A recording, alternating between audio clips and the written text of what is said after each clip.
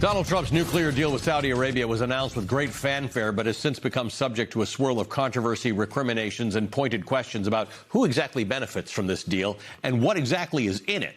Forbes reported today that Donald Trump's business pursued a development deal with Saudi Arabia's government at the same time that Donald Trump was conducting nuclear discussions.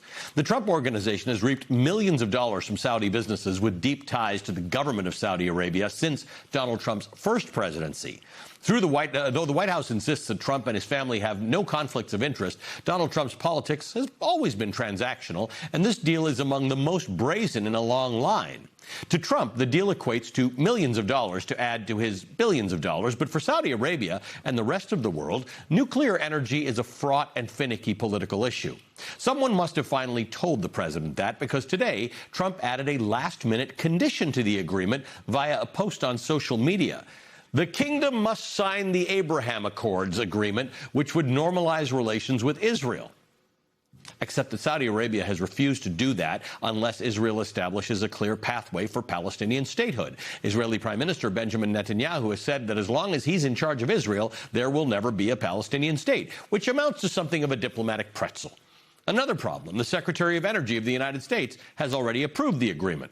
The White House press secretary was asked to clarify Trump's last-minute addition today. With regards to the Saudi nuclear deal, why was that condition not mentioned yesterday when the Energy Secretary announced it? Well, look, the president is always the final deal maker, as you know, and this is something that he has mentioned on numerous occasions going back. I can provide you with those statements, and he has said if they don't join the Abraham Accords, the deal is off. So we'll continue to have those conversations with our Saudi counterparts moving forward. That was a lot of words that didn't add up to an answer. Joining me now is Mehdi Hasan. He's the founder and editor-in-chief of Zeteo, an independent news organization with more than 2 million subscribers on YouTube. Mehdi's an old friend and colleague of mine. However, Mehdi, because I see all your stuff on the internet, you actually know more about nuclear stuff and nuclear non-proliferation and treaties and who's got weapons and who doesn't have weapons and who abides by rules and who doesn't than pretty much anyone I know. So can you please make some sense of this deal with Saudi Arabia for me? Well, the Saudis have wanted nuclear energy for a while, Ali, as do a lot of countries in the Middle East. And the position of the U.S. always was, we can't let this happen because it might become an arms race. The worry about nuclear proliferation in the Middle East was always that, proliferation. If one country gets it, does everyone else try and get it? And you did a masterful attempt in your introduction at the top of the show of pointing out atoms for peace. And Eisenhower, the Americans were trying to help other countries have civil nuclear programs, including Iran back in the day. The Israelis, which I'm sure we'll talk about, obviously did their own program in secret, which turned into a nuclear weapons program. Meanwhile, Iran never got nuclear weapons, but we were always concerned they would. And the Saudis said if Iran gets nuclear weapons, we're going to get weapons. And yet Donald Trump now says they can have civil nuclear power, which is worrying a lot of Democrats, at least.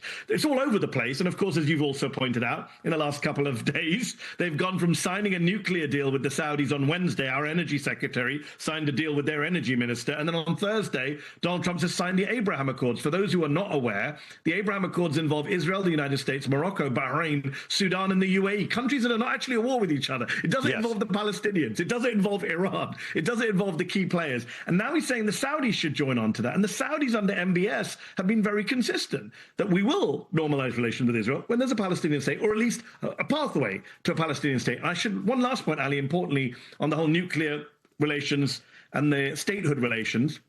The Saudis put a peace proposal on the table in 2002. It's been 24 years since the Saudi government issued the Arab Peace Plan, full normalization with Israel, a two-state solution. The Israelis turned it down. Even the Iranians indirectly supported that Arab Peace Plan. The Israelis, under every prime minister, Netanyahu, Sharon, they turned it down. So the problem that Donald Trump puts this addendum that you need to join the Abraham Accords, which Carolyn Levitt did a terrible job of explaining. Like, nobody can give us any clarity as to how this addendum just sort of showed up. But the Saudis, even if they wanted to do that, and maybe they want their nuclear power program so much that they might be prepared to hint that they'll sign on to the Abraham Accords, these countries, even these authoritarian countries in the Middle East, have a problem with their own street. In other words, if they make this deal, they'll have domestic problems from people who say, how can you make a deal? You've said that your red line is Palestinian statehood, but you actually want nuclear power and trade with Israel more than you want that.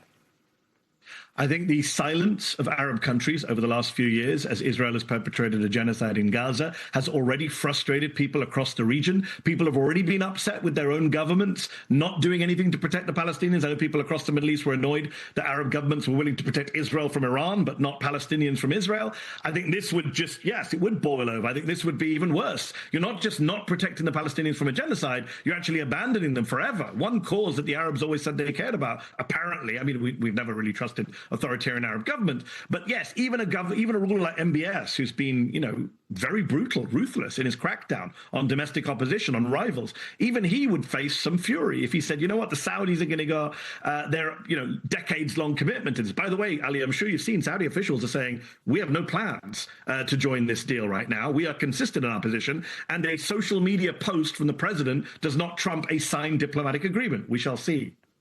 Mehdi, let's just talk about what actually happens now as a result of this thing, because with any deal that Trump gets involved in, there's always something else going on, right? This Forbes reporting that there was a deal comes as no surprise to anyone at all. But we do know that the Saudis are involved with Jared Kushner. Jared Kushner was trying to raise more money in the Middle East. Yes. It was muddy in the beginning. It got much more muddier when the war with Iran starts. And now all of a sudden, they've made this whole idea that foreign dignitaries were staying at the Trump Hotel back in Trump's first administration downright quaint. These guys are getting a nuclear deal out of this.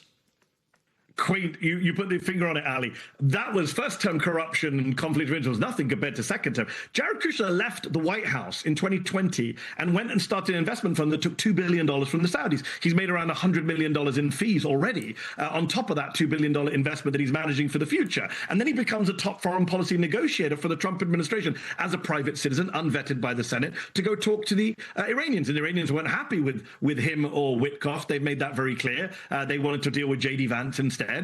So there's so many conflicts of interest. The Saudi government has sponsored golf tournaments that have taken place at Donald Trump properties. The corruption is massive. By the way, Ali, another point here, Brookfield Asset Management owns 51% of a company called Westinghouse, which is going to build these nuclear facilities for the Saudis. And guess what Brookfield Asset Management did in 2018? They bailed out Jared and Charles Kushner's distressed property deal in New York. So there's all sorts of issues for the Democrats to investigate if they win back the House in November. I think they should call Jared Kushner first to testify before Don and Eric. I will ask you one thing, because I know you ask a lot of people this. There is a question about who should decide who gets to have a nuclear energy program for their energy usage. I understand that there's a continuum between nuclear energy and nuclear weaponry, but there is a problem. A whole lot of countries, particularly in the global south, say, how come a handful of you get to decide who gets nuclear power?